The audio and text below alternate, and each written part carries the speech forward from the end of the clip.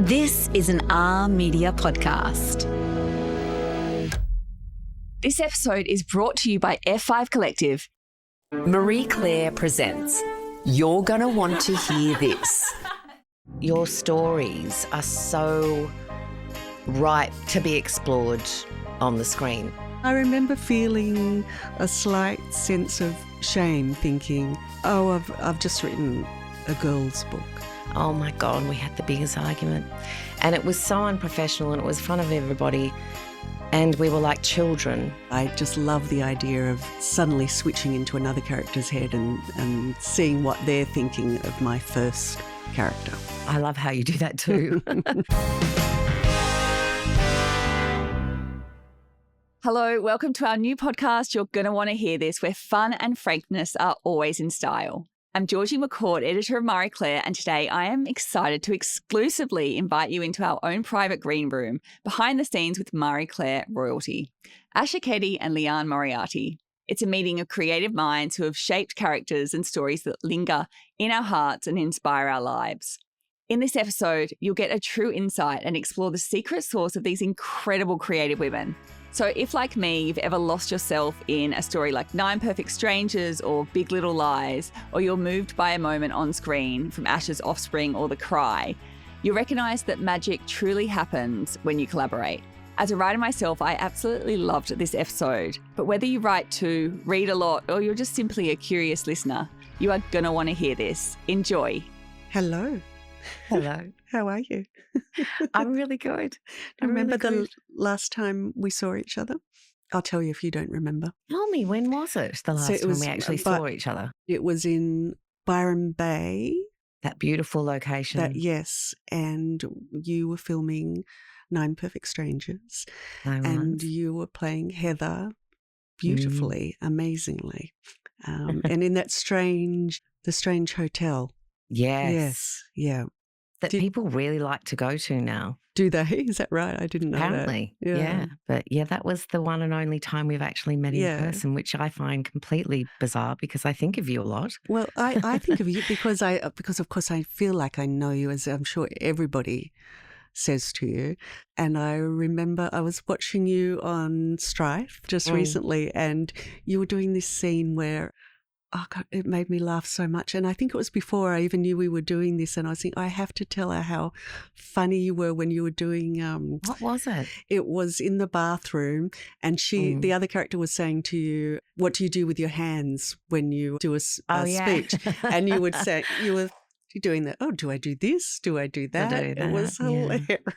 And then she couldn't let it go. She just keeps doing it throughout the scene because I'm thinking, because she doesn't really listen, Evelyn, that character. No, and that's what I loved about it. She's such a flawed character. That's the sweet spot for me. It's where I'm happiest, I think, performing, is when the drama is great and it's clear. Yeah. There's the opportunity for levity. Do you think about that beforehand, or does that just come naturally to you?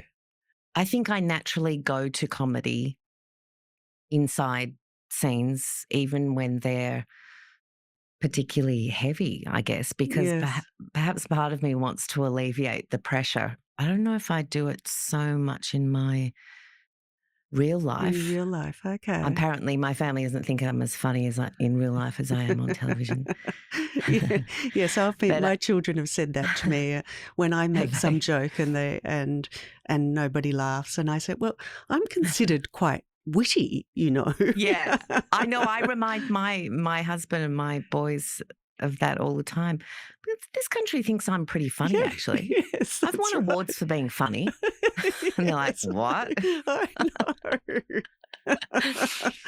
Anyway, it's nice to remind them, isn't it? Yeah, that's right. That's right. Yeah. And my son, then he says, oh, stick to your leafy suburbs, Mum. Yeah. I know. Why do you think it is that we both are so attracted to leaning into complex situations and characters? Why do you think that is? I think about it all the time. Why am I so drawn to that? Maybe it's because I'm an actor and I need to mind the nuance, I suppose, of people and their lives and the situations that they're in and the choices that have led them to those situations. Why do you write about it? But I guess every writer wants to write about complex characters, Sure. and so you've got to have the drama. In a way, sometimes I think I wish I didn't have to make anything happen to them, because right. you've got to create conflict, and you've got to have something to drive the story along. I can't just have them happily living their lives and no, sure, not but much I mean happening. The complexity and the layers of the characters you write are not always there in other writers' work. Oh, thank Do you. you know what I mean? This is a better answer to that question. I am really interested when people are different than what they appear. I'm really fascinated by their behaving in one way, but perhaps behind the scenes they're thinking something completely different. Yes, and struggling with that. Yes. Yeah, me too. And that's why I like writing multiple perspectives, because I always think I'm just going to write this new book from one character's perspective, because sometimes I get criticised for having too many characters and jumping from character to character. But I just love the idea of suddenly switching into another character's head and seeing what they're thinking of my first character.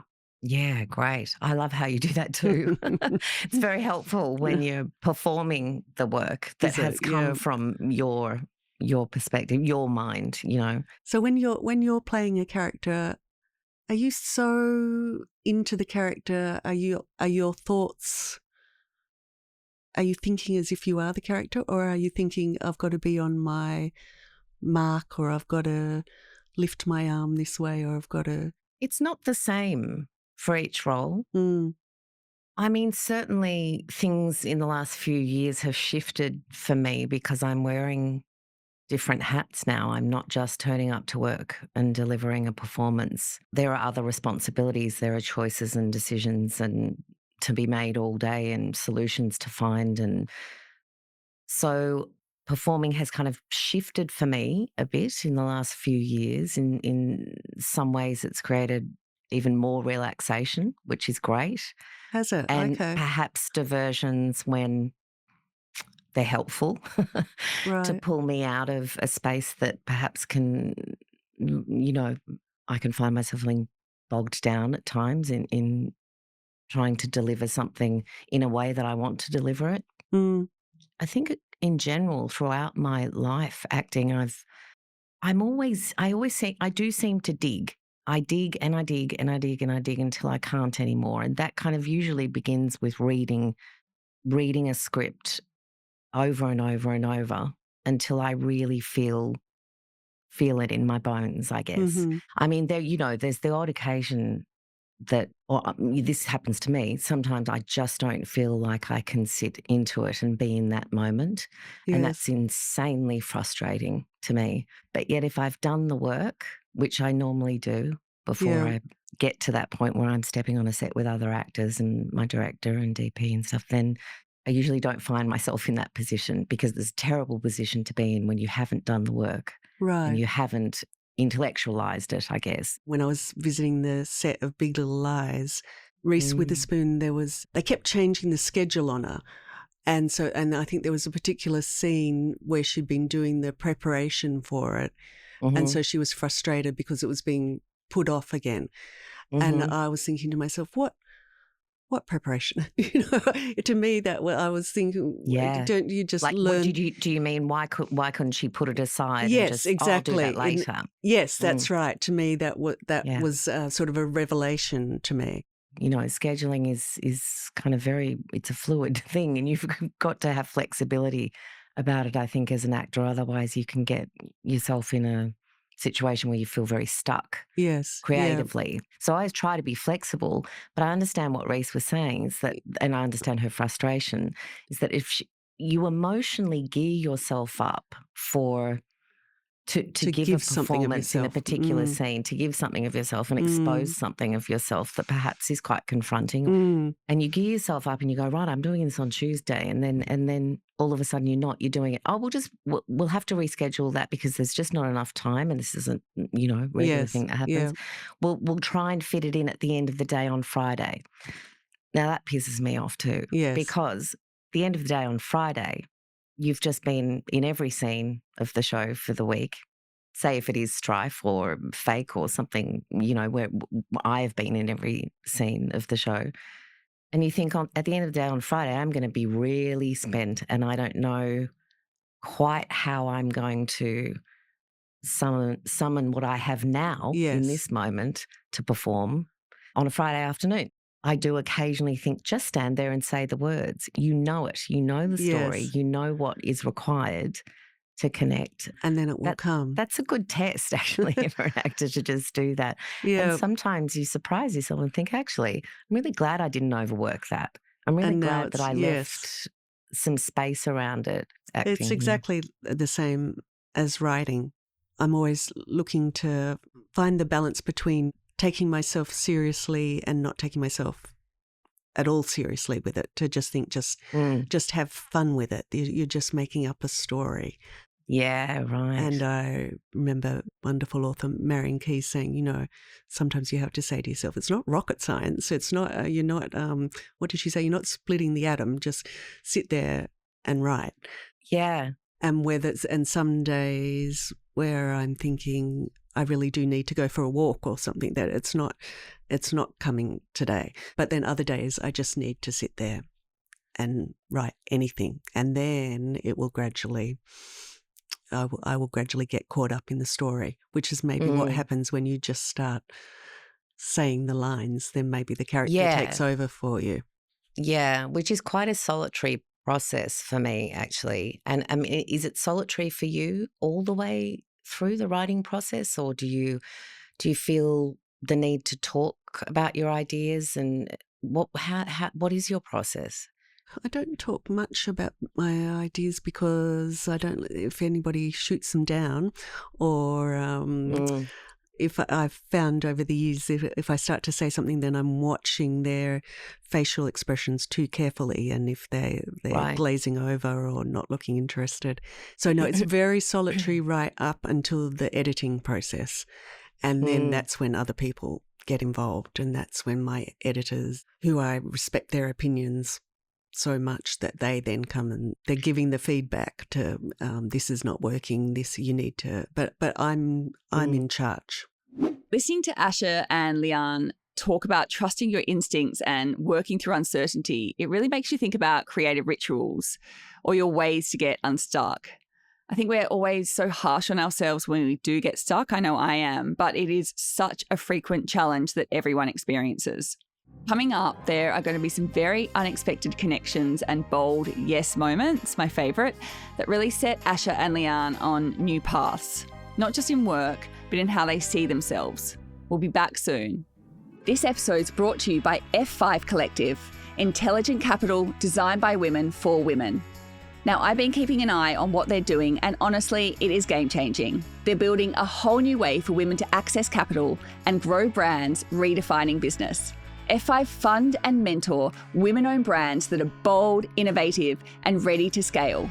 Find out more about the women rewriting the next chapter of business. If one of your editors in the early stages, for example, suggests that something's not working for them, that's just an opinion, right? That's one person suggesting that something's not working. Do you back yourself at that point? Oh. And can you be argumentative about things?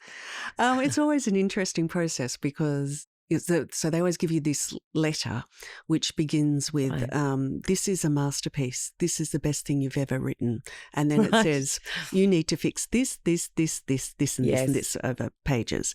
And then the last paragraph is, of course, but this is a masterpiece. Yeah. And there's always a few days where I'm resisting everything, where I'm thinking, no, they're wrong. That does work. Although some things I immediately think, oh, yes, I see what you mean.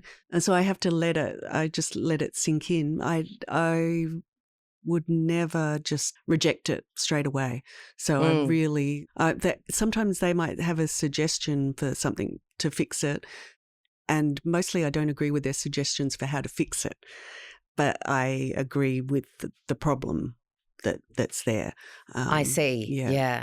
Because you've spent months and months and months shaping story Yeah, and I can't see it clearly. So I absolutely need them, and I love the editing process, and there's never been a time where the editing hasn't made it better.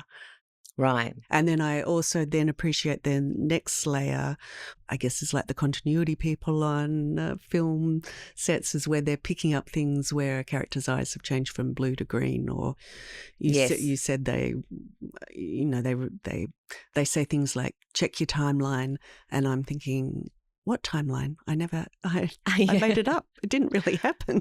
But they're saying this could not have happened last week if they're now doing that this week. So I really appreciate that too, because I find that readers really, they can't suspend their disbelief if they find an inaccuracy. If there's a glitch for them. Yes, and they come to me at events and they say, but how could this have happened in spring, because this would, you know, this flower doesn't grow. And I have to say, yeah, I know, Mum, after Mum told me that flower doesn't grow. But they're not thinking it's a mistake. They're thinking, just explain to me, how could that be? Because they want it to feel real. Working so closely with writers now, with screenwriters, I know how much work for months has gone into shaping every single plot line, every word, all the language. It's very specific. And then, of course, actors come on board and go, oh, well, my character wouldn't say that. Or I find that particularly annoying, actually, and I hope to God I haven't done that much in my career. You know, actors will tussle with things because they find it difficult to understand where the character's coming from. But, of course, that's just about it being nuanced writing, you know, and our job is to interpret what it is and the mood and the tone, and the language that is used for a reason. And I as I've been working more closely over the last few years with writers, well, really the last 10 years, I guess, since Offspring days, I've really come to appreciate how much work actually is already done before I get that script given to me. Because actors can be editors too, I guess. And in some ways sometimes that can be helpful, I think, especially if you have a collaborator that is a writer that trusts you as an actor. That can be a really joyful experience, kind of really interrogating a scene and pulling it apart and putting it back together. And, you know, I can do that with someone like Sarah Scheller, who writes Strife. She's amazing to work with. But she will dig her heels in sometimes with me too and say, no, this is the reason. This is the reason I just try and wrap your head around the reason I've put that specific line in there. If I think that it's too much, for example. Yes. That's a great relationship to have. So I guess you have a similar one with your editors. But I guess why I said, but I'm in charge, is because I've come to appreciate that I'm a novelist, because I really understand that with the adaptations of my work, that each actor has taken it and they've taken, and lines from my work have to change for various reasons, and they are inhabiting the role. And also things that perhaps I've written, so it'd be different for people who are writing screenplays because they know it's got to be said, whereas I think my words have to look right on the page, which to me is quite different, that sometimes there's something about the way it looks. Although then again, audiobooks are becoming so popular. But sometimes when I just have one sentence and it's the way it looks, that's why I'm happy to hand it over and let the person doing the screenplay and all the actors, because I don't want to have the tussle with you. I really, yes, no, I don't want to. Right. And I feel like that. I've sort of felt bad about that in some ways, because I think, does that mean I'm not a team player? Right. And I think I am a team Oh, maybe I am. I don't know. I'm the eldest child, so I'm used to being in charge. Me too. Yeah. Yes. Yeah. So we're the Yeah. boss, aren't we? Yeah, totally. Or kind of. Sometimes my younger sister's the boss, actually. Oh, really? Mm. Well, just because she has a completely different perspective to me, and sometimes it's really useful. Yeah, sometimes they have opinions, which, they should be allowed to give to us. Yes, and sometimes they might be right.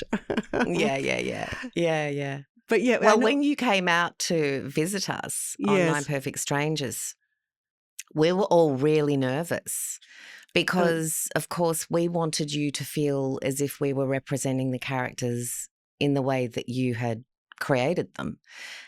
And, of course, there's a translation because there has to be, yes. for screen, you know. Yeah. But, God, we wanted to impress you. We really wanted to impress you. You absolutely did. Thank you. It was a big shoot. It was a big responsibility. And there, as you said, that you write so many characters, and with Nine Perfect Strangers, there were so many stories Yes.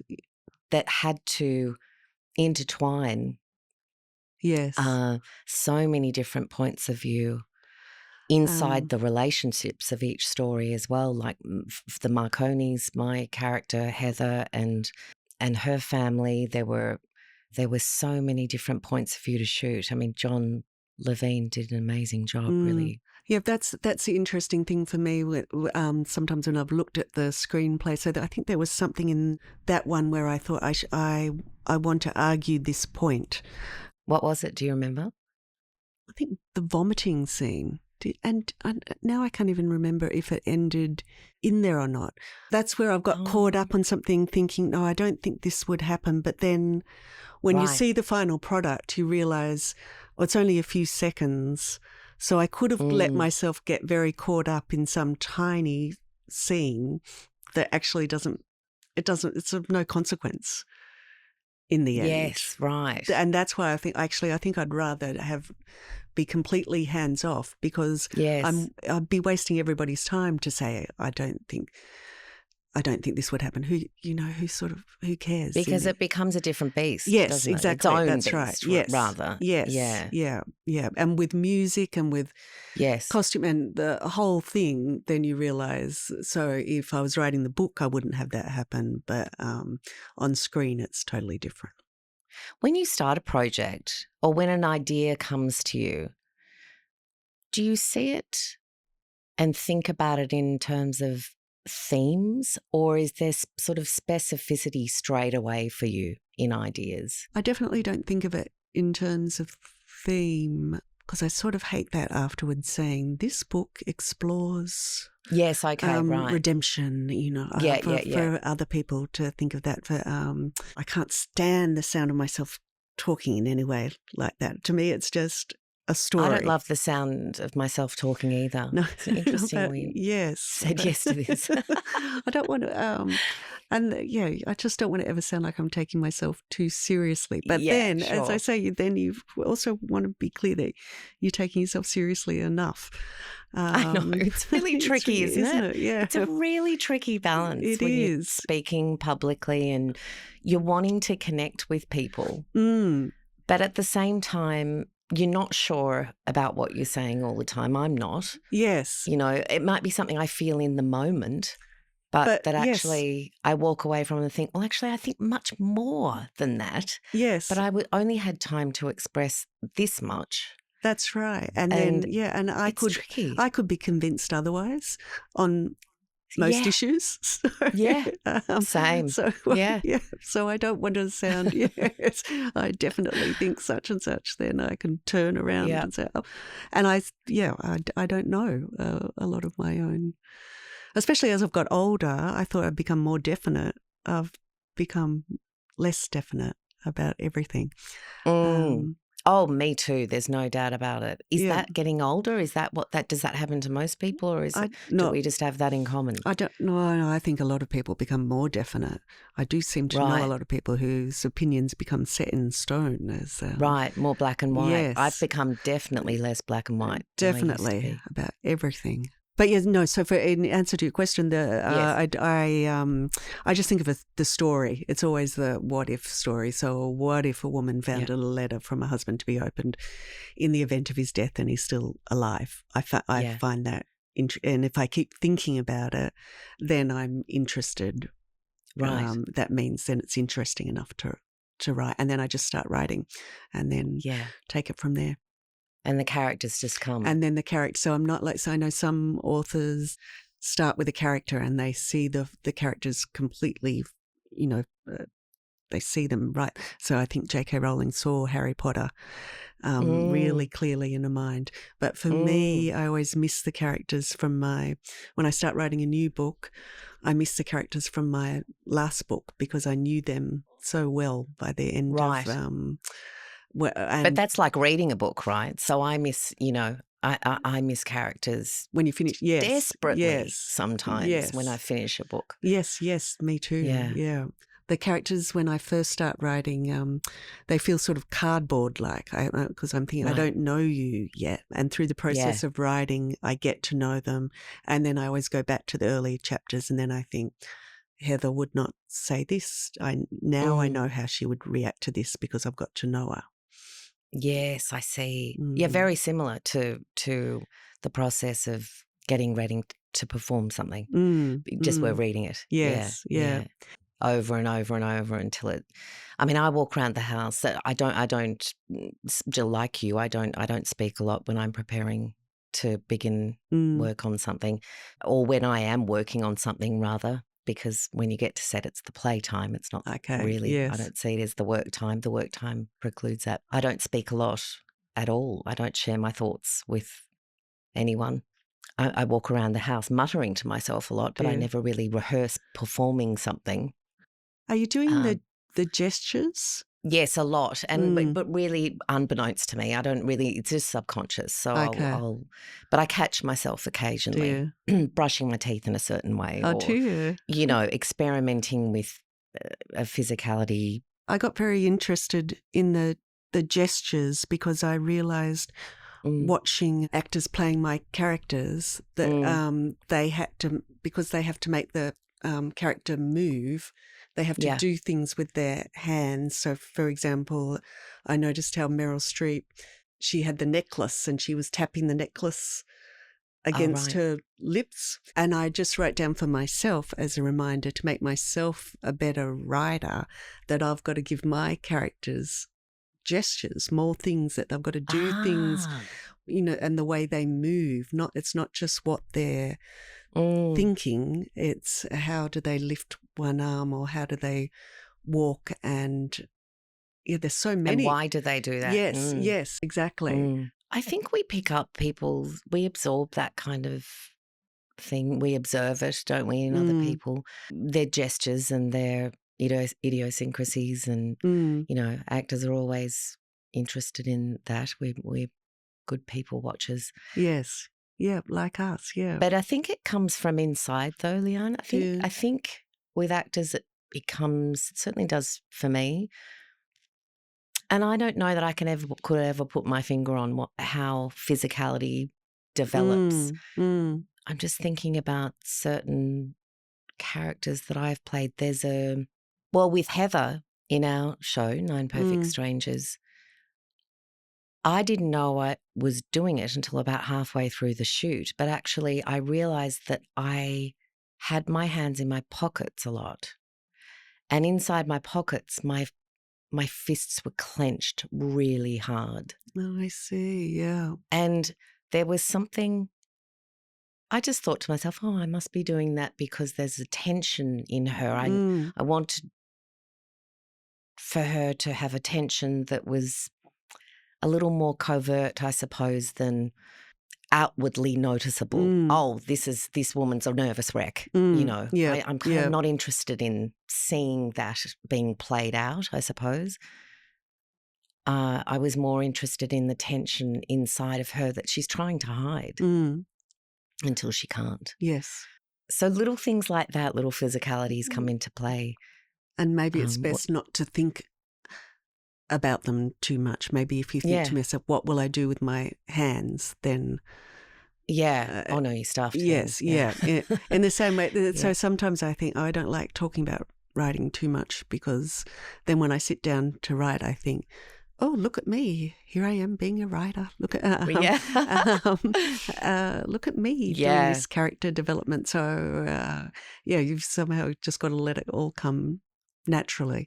Yeah, but but for me, because I always want the writing to be better now, just you even saying that, I'm thinking I should have described Heather with her hands clenched in her. Right. But maybe, I mean, well, yes, maybe as a writer and we're reading your novels where, yes, maybe that could be great, that kind of detail. I think you have that in there anyway. Yeah, I mean, that's why we get so drawn into your books. Let me just say, this is the thing, is that your stories are so ripe to be explored on the screen. That's that they work so well for us as storytellers, I guess, actors, directors, screenwriters. It's just the premise of each book is just so strong and so compelling that the characters within all of your books become as compelling as the premise. Their vulnerability makes for unforgettable performances, and the tension between comedy and drama feels so true when they're involved. And also how our own experiences feed into what we create. We're back soon. This episode's brought to you by F5 Collective, intelligent capital designed by women for women.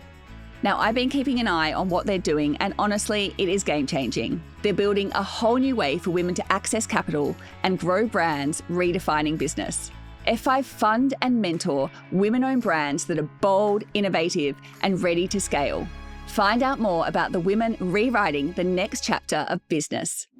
What do you feel like is your favourite project that you've made? There's the very first book that I wrote, which was 3 Wishes, and I wrote that with this incredible sense of, the whole time, the feeling I had was relief, because I was finally writing after all those years of wanting to write and not doing it. So it was I just felt euphoric, that thinking, I'm actually going to do it. I'm going to write my first When did novel. you write that? Just remind me. I love it, by the way, but when did you write it? In my early 30s. What about you? Can you answer?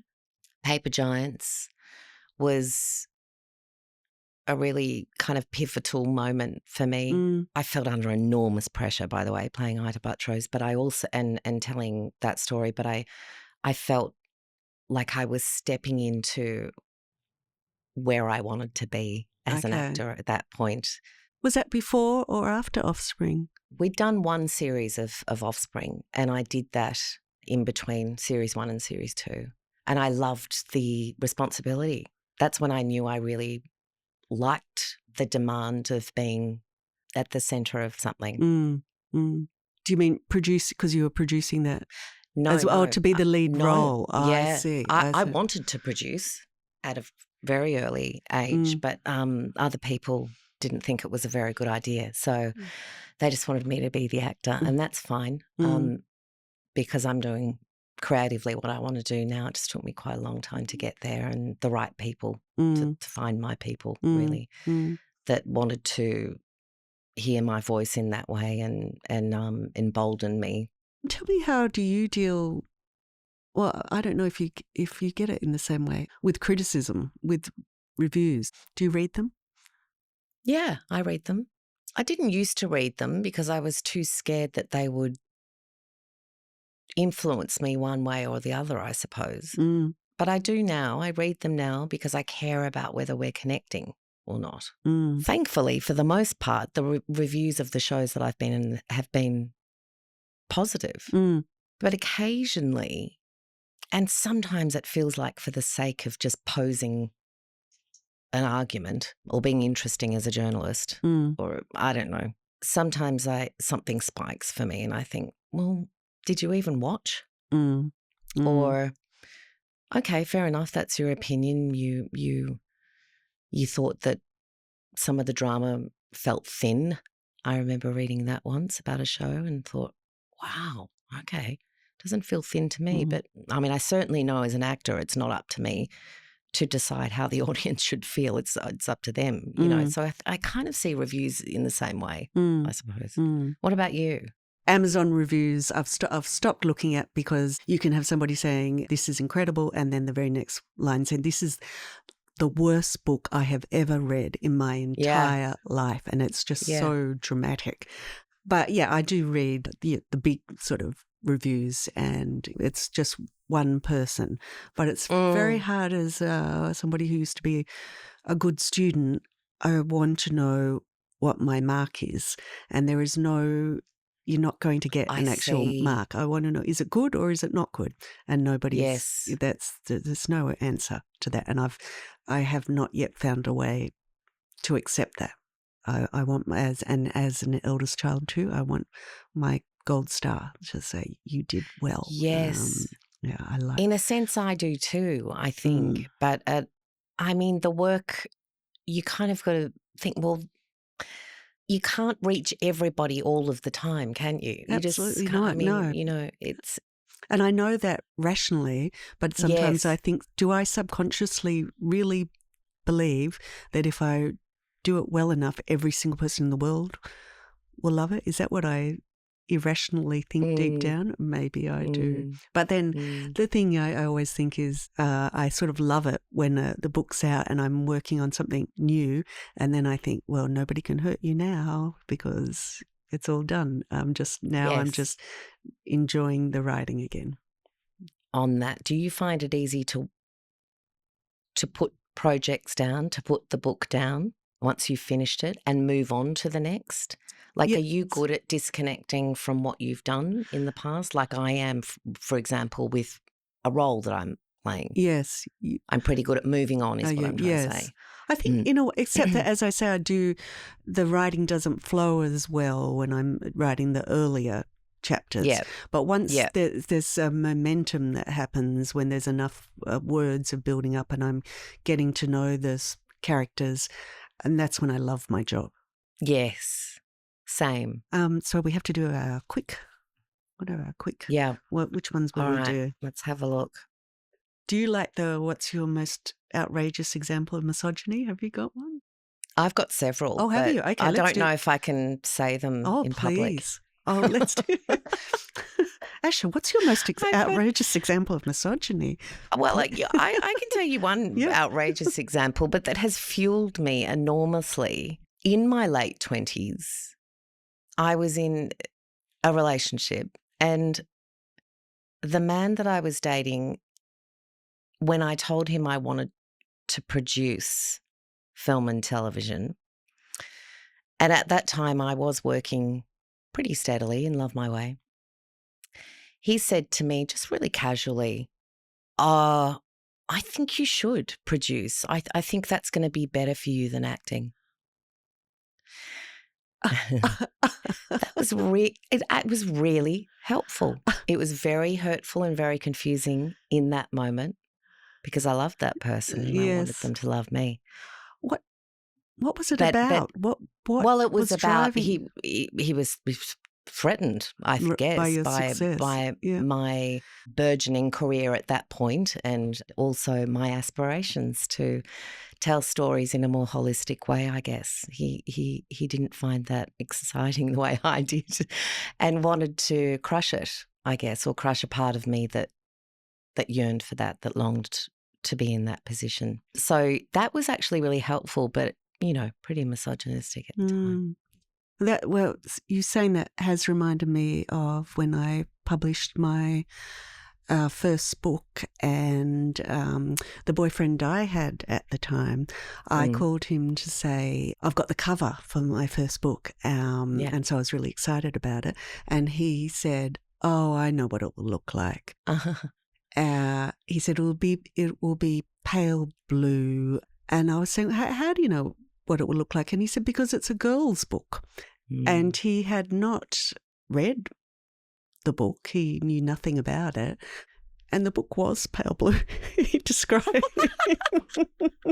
He described That's it. hilarious. I know, he described it exactly as it was, but it was and I remember feeling a slight sense of shame, thinking, oh, I've just written a girl's book.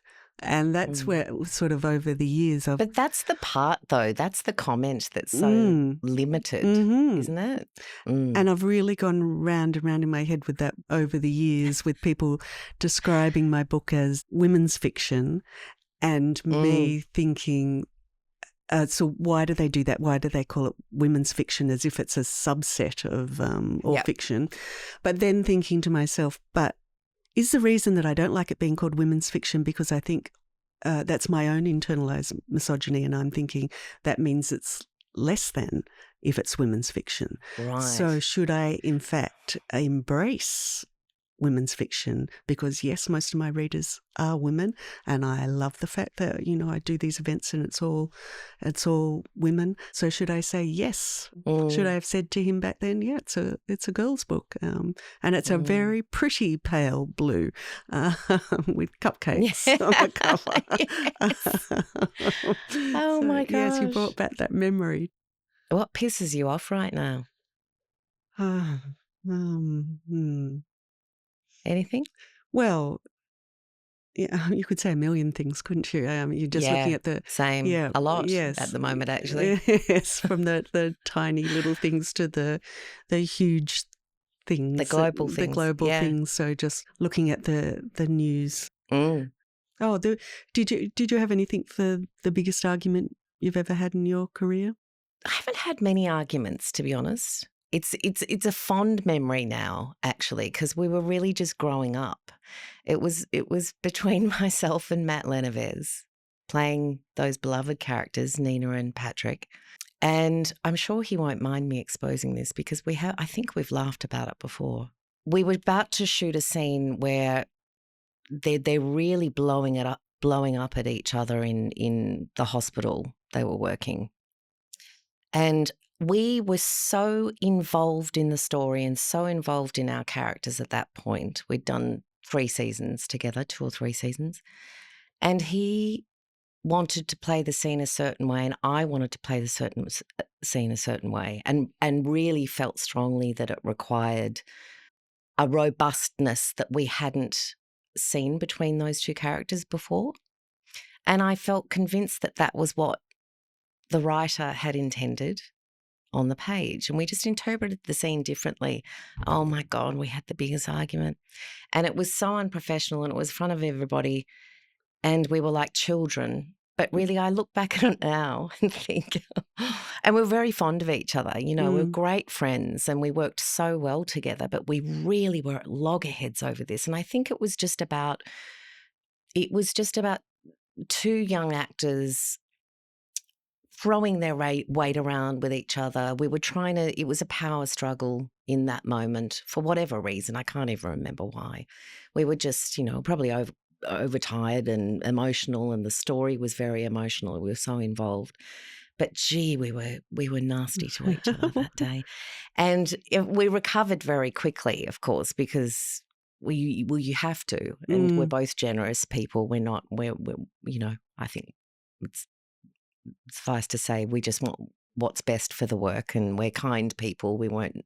The meanness didn't continue, but geez, it was a really big argument. That was probably the biggest one I had. And who won? Did anybody win? Do you remember? Or is that not even relevant? I think I won. Oh, well done. The argument. Yeah, I think I won I did win the argument because I just kept playing it in a very aggressive and abrasive way, and that's what I felt my character needed to do in that moment, and so I dug my heels in and committed to that, and poor Maddie sort of just had to, I guess, respond to what I was giving him because my character was driving it. She was kind of the protagonist in that scene. But we've talked about it since and realised that I wasn't doing it just for the sake of doing it. I was doing it because I really cared about the journey of the character. Interesting times for actors sometimes when you get in that position where you're trying to serve the story and your own character.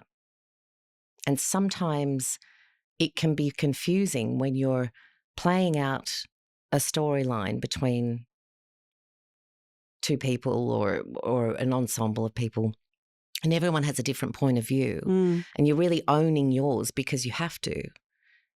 And sometimes it can become heated and emotional because that's how your character feels.